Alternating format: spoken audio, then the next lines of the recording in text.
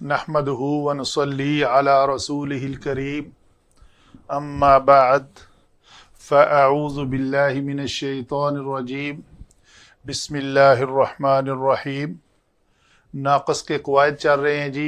آج کا قاعدہ ہے ہمارا 35C-7 ساتواں قاعدہ ہم پڑھ رہے ہیں۔ وہ کیا ہے جی؟ جب واو کلمے میں تیسری جگہ کون سی ہے؟ رودی وا، را دود واو، یہ تیسری جگہ ہے۔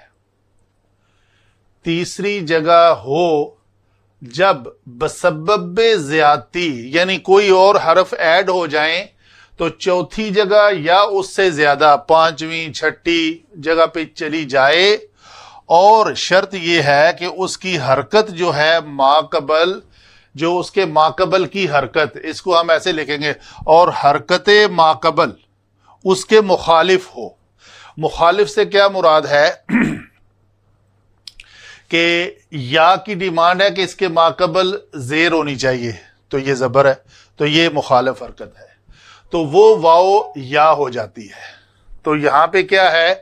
تردوینا، اصل میں یہاں پہ دینا تھا، تردوینا میں واو کی ڈیمانڈ ہے کہ اس کے ماقبل ضمہ ہونا چاہیے، ضمہ نہیں ہے، مخالف حرکت ہے، تو کیا ہوگا؟ یہ کس جگہ پہ ہے؟ 1 2 3 اور یہ 4، یہ چوتھی جگہ پہ چلی گئی ہے۔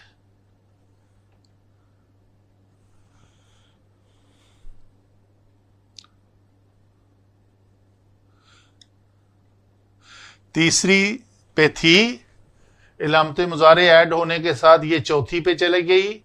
دوسری کنڈیشن کیا ہوئی کہ چوتھی کے جانے کے، اچھا یہاں پہ ہی چوتھی پہ آئی تو پھر دیکھا ہم نے کہ اس کے ماقبل کی حرکت اس واو کے ساتھ مطابقت رکھتی ہے، یہاں پہ ضمہ ہونا چاہیے، نہیں رکھتی، تو پھر الٹ ہو گئی، تو اس کو کیا کریں گے؟ اس واو کو یا کر دیں گے۔ تو یہ واو جو ہے وہ ریڈ کلر میں ہم نے یا کر دی، تو یہ لفظ بنا تردینا۔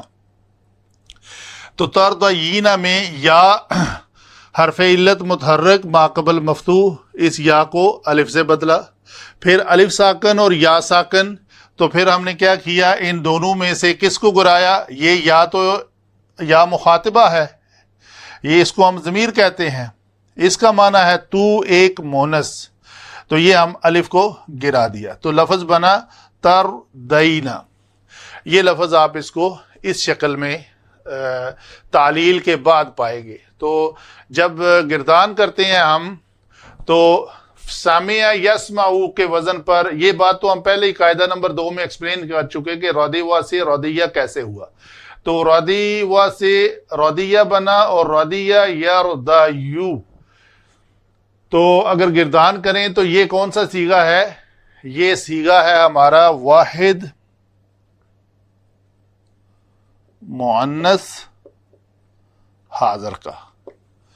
تو واحد مؤنث حاضر کا جو اصل صیغہ ہے اپنے تعلیل سے پہلے کا، تردو، رودیوا یردو، تردو، تردوانی، تردوونا کرتے جائیں گے تو وان صیغہ آئے گا تردوینا۔